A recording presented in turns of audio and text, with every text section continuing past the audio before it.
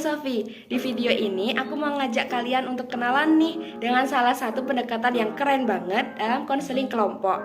Nah, pendekatan itu yaitu CBT atau singkatan dari Cognitive Behavioral Therapy. Nah, CBT ini fokus pada hubungan yang saling nyambung teman-teman antara pikiran, perasaan, dan perilaku. Pendekatan ini sangat populer karena sifatnya yang praktis, terstruktur, dan logis.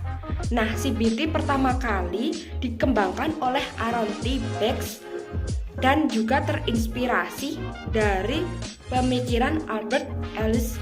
Keduanya percaya kalau kita itu mikir, kalau pikiran kita itu sangat berpengaruh pada perasaan dan tindakan kita. Misalnya nih, kalau kita mikir aku pasti gagal, itu bisa bikin kita cemas, takut, dan pada akhirnya milih buat gak nyoba sama sekali.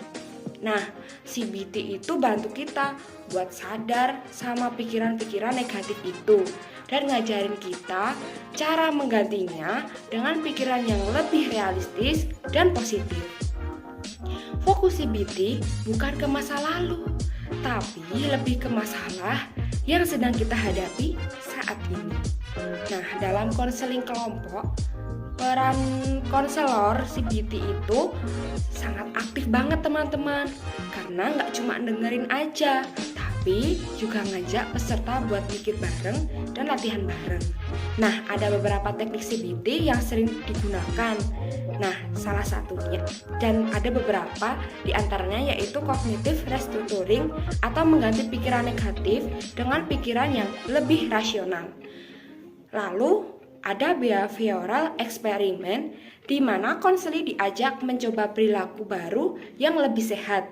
Nah, ada juga self monitoring, yaitu mencatat isi pikiran, perasaan, dan perilaku kita setiap hari. Nah, biasanya juga ada tugas rumah teman-teman, supaya peserta bisa terus berkembang meskipun di luar sesi kelompok. Nah, kalau ngomongin prosesnya, CBT dalam kelompok bisa dibagi jadi 4 tahapan teman-teman. Nah, di antaranya itu yang pertama, pembukaan dan membangun rasa percaya atau rasa aman. Nah, yang kedua, identifikasi pikiran dan masalah yang muncul. Nah, yang ketiga yaitu memodifikasi pikiran negatif. Nah, yang keempat atau yang terakhir, latihan perilaku baru dan evaluasi bareng-bareng. Nah, yang paling asyik dalam konseling kelompok ini yaitu kita itu bisa saling mendukung, belajar dari teman yang lain, dan nggak ngerasa sendirian pokoknya teman-teman. Nah, sekarang kita bisa bahas kelebihan dan kekurangannya ya teman-teman. Nah, kelebihannya itu yang pertama praktis dan bisa langsung diterapkan. Yang kedua yaitu berdasarkan bukti ilmiah alias evidence based. Nah, cocok juga untuk masalah seperti cemas, overthinking, dan depresi ringan. Tapi CBT juga ada kekurangannya teman-teman.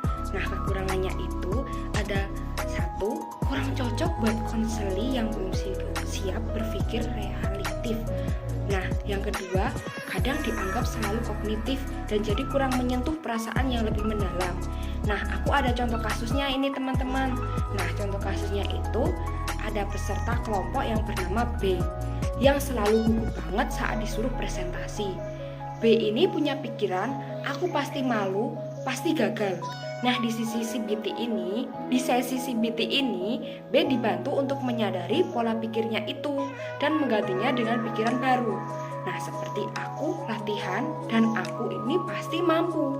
Nah, dengan dukungan dari konselor dan teman-teman kelompok, B jadi lebih percaya diri dan berani tampil di depan penonton. Nah, kesimpulan dari penjelasannya tadi, kita bisa lihat bahwa CBT itu bukan cuma teori teman-teman, tapi juga bisa banget dipakai di kehidupan sehari-hari.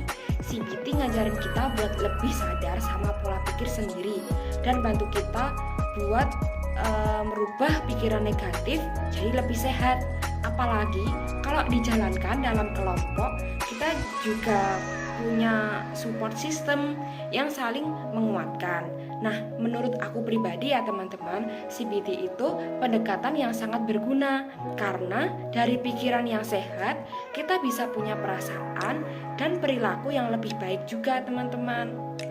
Nah, sekian penjelasan dari aku tentang CBT dalam konseling kelompok. Semoga video ini bermanfaat dan ya teman-teman, dan bisa menambah wawasan kalian, serta kalau ada kekurangan dan kesalahan dalam penyampaiannya yang kurang jelas, aku mohon maaf ya teman-teman. Billahi taufiq wal hidayah. Wassalamualaikum warahmatullahi wabarakatuh. Terima kasih banyak sudah menyimak sampai akhir ya teman-teman. See you next video teman-teman.